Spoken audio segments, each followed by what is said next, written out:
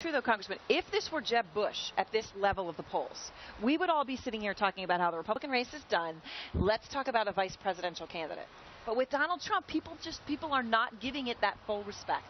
Well, it's only because of the frustration I think that Anna talked about. But I will tell you one thing about Donald Trump. I represented a union district when I was in Congress. If I went to the local hall and had a beer with the union guys, that is exactly how they would talk to me.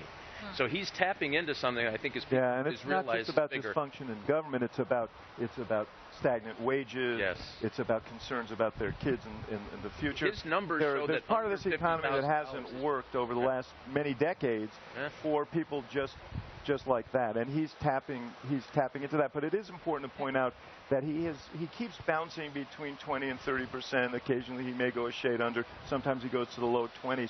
But that still means that 70%.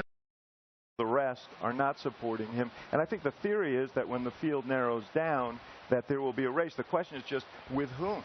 Well, and what's remarkable is that every poll also shows you that even though Hillary Clinton and Donald Trump both have wide margins and leads, they're also the ones with the highest unfavorable numbers. It is, it's puzzling.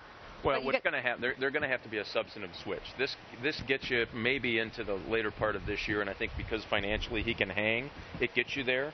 But when you start not showing up at the Latino chamber, when you stop, you can't have a discussion on foreign policy or national security. That does catch up to you, and I think those unfavorables start to wash over you if you don't fix that in your campaign. I've said it before. He did well in the swimsuit competition, but the talent rounds are harder. Well, the president, in terms that he understands. All right, but to that point, the president also dismissed him as a reality TV star. Yes. The president dismissed him as a reality TV star. But Dan, yet there's something about that that maybe shouldn't be said so dismissively. I mean, let's listen to Donald Trump defend himself against his tone here. I don't want to necessarily be politically correct all the way down the line, because I'm seeing people. I see people, they can't even function. I see politicians, they're afraid to say anything because it's not politically correct. And they know the answers, and they refuse to give them because they're afraid it's not going to be politically correct. And I am going to have to be who I am. The thing about that is there's truth in that. Right. It's not just that people are reacting to him being honest. It is true. Look, for an outsider who's running as the anti-politician, Donald Trump is the best politician running in the Republican Party. He is very good at politics. But I think the president hit on what other Republican candidates should do, which is the idea of Donald Trump as president or even Republican nominee is ridiculous. He is running a ridiculous campaign. He has ridiculous contradictory positions. And the way to do it is to call him out. The president did this at the White House Correspondents' Center the last time Donald Trump was thinking of running for president, and he eviscerated the entire concept. And so I think Republican candidates make a mistake when they try to debate him. He says divisive things. Well, that's not going to hurt him. He used to be a Democrat. That's not going to hurt him. That's all priced into the baseline with Donald Trump. But call it out for what it is, which is just absurd.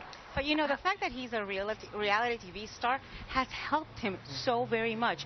He is so media savvy. This is a man who has spent precious little of his huge amount of money on TV because he knows how to work it. He knows how to work the media and get earned free media. He's also, tapping into the fact that reality TV has met politics. In the year 2015, we have a 24/7 news cycle. We have blogs, Reddit, Tumblr, Twitter, you name it. And he knows how to tap into that very well. But I would not recommend that Republicans go after Donald Trump. What they need to do is tap into that vein of that frustration. His numbers and why he does in polls head-to-head with Clinton is that under $50,000 family that's trying to struggle is saying something is wrong. I can feel it. My finances aren't getting any better, and I'm scared of what I see. He's tapped into that in an artful way. Absolutely. And if other candidates get into that and tap into that, like Jeb Bush or he's not inartful. He's been very good at it. His base are non-college educated white men. That's his base, and it's a good base for him. It's not enough to win a nomination, but it's a strong base. He also, by the way, benefits not just from the experience of being on reality TV, but I saw a poll, and I wrote about it, in which people who watched The Apprentice had a 2-to-1 favorable opinion of him, the rest of Republicans 1-to-1. He's actually been building a base for the last 14 years on television. Something that's also very interesting about him?